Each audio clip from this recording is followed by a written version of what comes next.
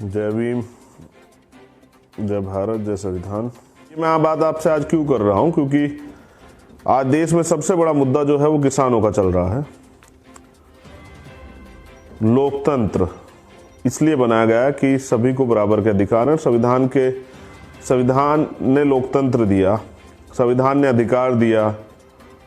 अगर आपको लगता है कि कोई कानून सुप्रीम कोर्ट द्वारा, किसी भी न्यायालय द्वारा या किसी भी सरकार द्वारा जो कानून बनाया गया वो जनहित में नहीं है, वो आपके लिए नहीं है, उससे आपका नुकसान हो रहा है, तो आप उसके विरुद्ध अपनी बात को रख सकते हैं। कोई शौक से सड़क पे नहीं आता है, खुशी से नहीं आता सड़क पे। जब इंतहा हो जाती, क्योंकि आप लोग तो जानते हैं, भीम आर्मी, आजाद समाज पार्टी और बहुजन समाज के लोग इस देश में जानते हैं, गुड आफ्टरनून, कि सड़क पे कभी तब आते हैं लोग जब उनकी सारी उम्मीदें जो हैं वो खत्म हो जाती हैं, जब उन्हें बिल्कुल नाउम्मीद वो हो जाते हैं, उन्हें लगता है न्याय नहीं मिलेगा, तब वो सड़क पे आते हैं। और आज अगर किसान सड़क पे हैं तो इसके पीछे एक बड़ा कारण है। पहली बात तो जैसे मैंने कहा, लोकतंत्र है, अधिकार है विरोध करने का, समर्थन करने का। तो किसान जो है, किसान कहा जाता है, किसान देश की रीढ़ है, अन्नदाता जो है देश का भगवान है, जय जवान जय किसान के नारे लगाए जाते हैं। वही किसान आज बेबस है, लाचार है, क्योंकि जो बनाना जानता है वो बिगाड़ना भी जानता है। किसान जब फसल लगाता है, बीज देखकर वो आइडिया लगा लेता है कि फसल कैसी होगी। इस देश के किसान ने आंदोलन का बिगुल बजाया, क्योंकि वो जान चुका है कि जिस कानून को भारतीय जनता पार्टी और केंद्र की जो सरकार है वो लेके आई है, वो कानून बहुत ही खतरनाक है। और वो कानून जो है किसानों की कमर तोड़ देगा, किसानों को पूंजीपति आगे बेबस कर देगा। किसानों की जो पूंजी है, उसकी भूमि जो उसको, जिसको मां कहता है, उसको छीन लेगा। किसान यहां कर्जदार हो जाएगा। मैं किसान पे इसलिए बात कर रहा हूं, मैं आज काफी बात करूंगा आप लोगों से। किसान, अन्नदाता, देखिए जैसे सीमा पे जवान होते हैं ना, जय जवान जय किसान, तो उनको भी तनख्वाह मिलती है, लेकिन उनका समर्पण होता है। वो रात को 2 बजे 4 बजे ड्यूटी करते हैं। वो धूप, बारिश, ठंड, कोई भी मौसम हो, उसी तरह से किसान भी रात को 2 बजे पानी देता है। उसको उसकी फसल की लागत नहीं मिलती, उसके बच्चे भी उसके साथ होते हैं। प्राकृतिक मार, ओला, बारिश, तमाम चीज़ों से लड़ता है जो समय के अनुरूप नहीं हो पाती। कभी कभी बारिश नहीं होती तो पानी के लिए परेशान होता है, कभी कभी जब पानी ज़्यादा हो जाता है तो पानी निकालने के लिए परेशान होता है। आप समझिए कि किसान कितना बेबस होता है, और फिर उसको उसकी फसल का उचित मूल्य नहीं मिलता, उसके परिवार भी उसमें पिसता है। खाली किसान नहीं पिसता है। देश की विडंबना है कि यहाँ पूंजीपति पैसे लेके भाग जाता है और किसान आत्महत्या करता है। बड़े दुख का विषय, जो जिसकी वजह से हमारे घरों में अन्न आता है, वो किसान आत्महत्या करता है। और उसकी आत्महत्या पर चर्चा नहीं होती। कोई अमीर आदमी, कोई फिल्म स्टार, कोई और आत्महत्या करता है तो उस पर डिबेट होती है, 2-2 महीने टीवी पे चलता है। लेकिन वो किसान किस बेबसी में ये सब चीज़ें करता है, और उसके जिम्मेदार जो सरकार है उस पर कोई चर्चा नहीं होती है। मैं बात आपको इसलिए कह रहा हूं कि आंदोलन किसान इसलिए कर रहा है क्योंकि वो मजबूर हो चुका है। उसको पता है कि सरकार उसकी नहीं सुनेगी। 2.5 महीने से वो अपने घरों के बाहर, अपने गांव में, अपने अपने प्रदेशों में वो आंदोलन कर रहा था, सड़कों पे था, सरकार ने कुछ नहीं सुनी। लेकिन इस बार सरकार का पाला जिन लोगों से पड़ा है उनको किसान कहते हैं। तो सरकार कोई बहुत भारी पड़ने वाला है। पहली बात तो, किसान दिल्ली क्यों नहीं आ सकता, सवाल सबसे बड़ा ये है। मुझे भी एक बार जब जमा मस्जिद का आंदोलन हुआ तो मुझे भी दिल्ली आने से रोका गया था। मामला बिल्कुल साफ था कि आंदोलन मजबूत ना हो, दिल्ली में पूरे देश की, पूरी दुनिया का मीडिया रहता है, और जब किसान यहाँ आकर बैठेगा, अपनी समस्या बताएगा, तो पूरी दुनिया में देखने को मिलेगा, क्योंकि खेती तो सब जगह पे होती है, कि भारत के किसान के साथ क्या हो रहा है। यहाँ प्रजातंत्र है, लोकतंत्र है, लेकिन किसान जिस कानून को नहीं चाहता उसको लागू जबरदस्ती किया जा रहा है। बेबस होकर वो सड़कों पे है, आंदोलन कर रहा है। मैं मानता हूं महामारी है, मगर मुझे बताइए कि जब इतनी बड़ी बड़ी रैलियां आपने की हैं, चुनाव कराया है, किसी की नहीं सुनिए, चुनाव आयोग आपके बिल्कुल जो है मोहरा बना हुआ है। जब आपने चुनाव कराया तब तो कोरोना नहीं था।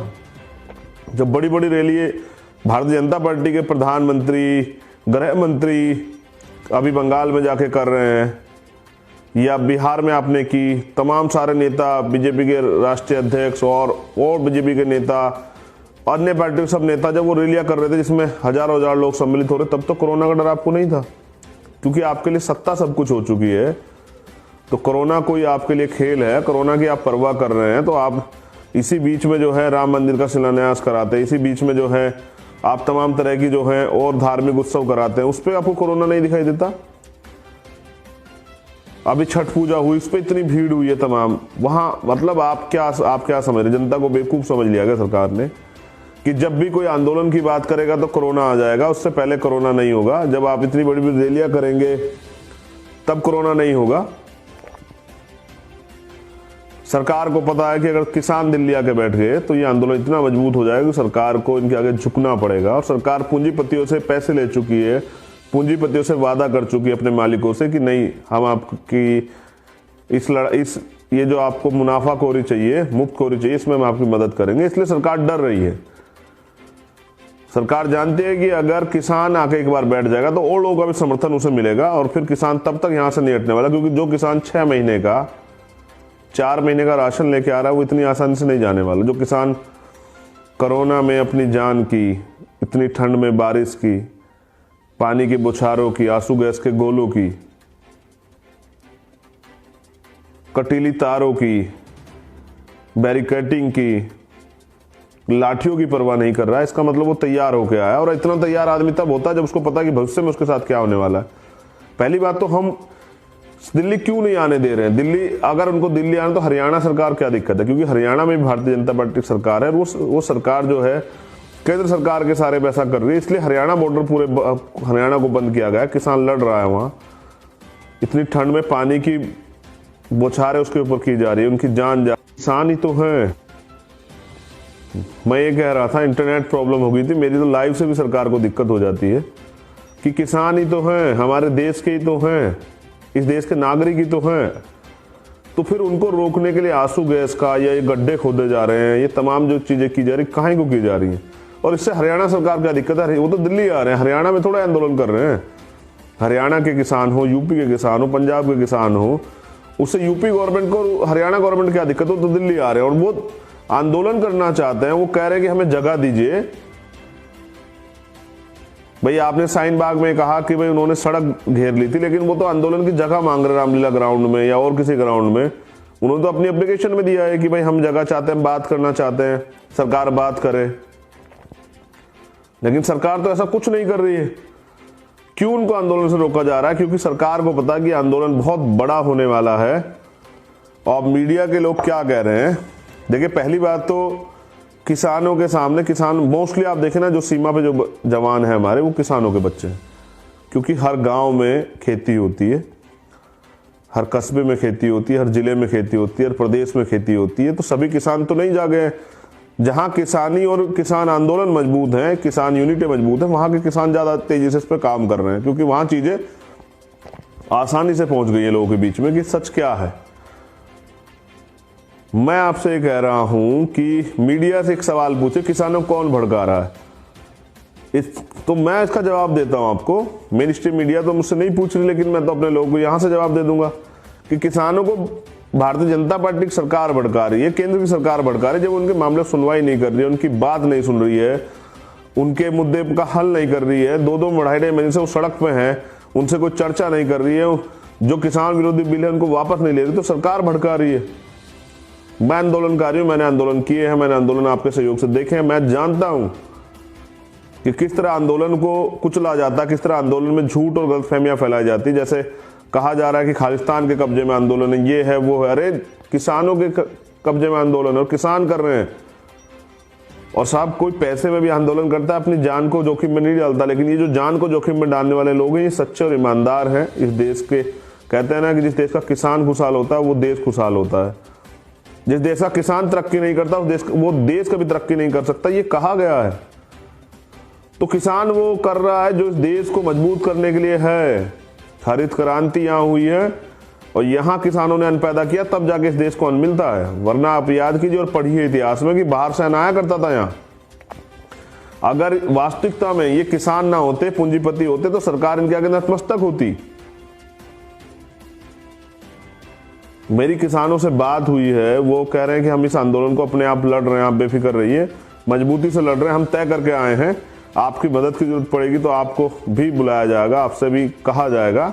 मैंने पिछली बार भी उनका समर्थन किया था। तो मैं उनको ये बता रहा हूं, उनको नहीं बता रहा हूं, देश को बता रहा हूं कि कब तक हम इस तानाशाही सरकार के आगे अकेले अकेले लड़ते रहेंगे। आज जरूरत है देश को किसान आंदोलन के साथ खड़े होने की। सरकार उनकी सुन नहीं रही है, पुलिस उनके ऊपर, जैसा मैंने बताया कि मोस्टली जो है, जो पुलिस में हो, सीआरपीएफ में हो, आईटीबीपी में हो, या पैरामिलिट्री फोर्स में हो, या सीमा पे जो जवान है, वो मोस्टली किसानों के परिवार से करते हैं। आप देखिए कि बाप और बेटे को आमने सामने खड़ा कर दिया है। गजब की बात देखिए कि आमने सामने खड़ा कर दिया है। वो जवान अपने बाप पे, अपने दादा पे, अम्मा आ रही है, दादी आ रही है, छोटा बच्चा आ रहा है, और उनके ऊपर वो लाठी चार्ज कर रहे हैं, आंसू गैस के गोले अपने ही परिवार पे। सरकार की ये देखिए, सरकार मतलब कोई आतंकवादी हैं, कोई क्रिमिनल हैं, कोई और क्या क्या आप उनको नाम दे रहे हैं, नक्सली, आतंकवादी, खालिस्तानी, क्या क्या क्या नाम दे रहे हैं।